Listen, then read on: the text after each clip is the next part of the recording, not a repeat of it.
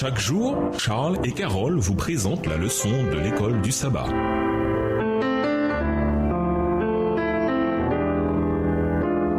Bienvenue dans votre émission. Dieu nous parle. Voilà la leçon 2, la mort dans un monde pécheur. Étude de la semaine, Genèse 2, les versets 16 et 17, Genèse 3, les versets 1 à 7, Somme 115, verset 17, Jean 5, les versets 28 et 29, Romains 5, verset 12, 2 Corinthiens 5, verset 21.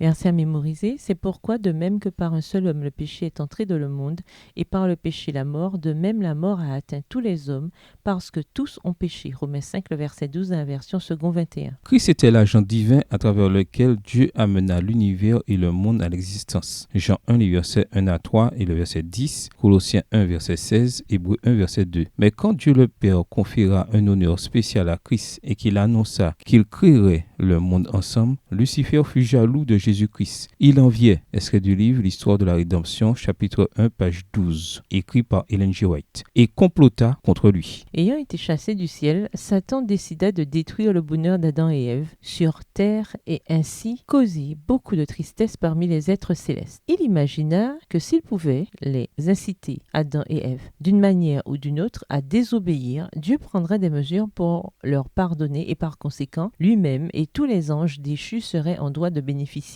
comme eux, de la miséricorde divine. Texte tiré toujours du livre L'histoire de la rédemption, au chapitre 3, à la page 24. Pleinement conscient de la stratégie de Satan, Dieu avertit Adam et Ève de ne pas s'exposer à la tentation. Genèse 2, les versets 16 à 17. Cela veut dire que même quand le monde était encore parfait et sans tache, il existait déjà des restrictions claires auxquelles les humains devaient obéir. Cette semaine, nous réfléchirons à la chute d'Adam et Ève, à la manière dont le péché et la mort ont pris le contrôle de notre monde, ainsi qu'à la manière dont Dieu, dès l'Éden, a semé une graine d'espoir pour l'humanité. Au revoir. Et à demain si Dieu veut.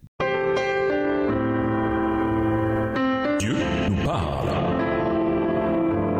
Chaque jour, Charles et Carole vous présentent la leçon de l'école du sabbat.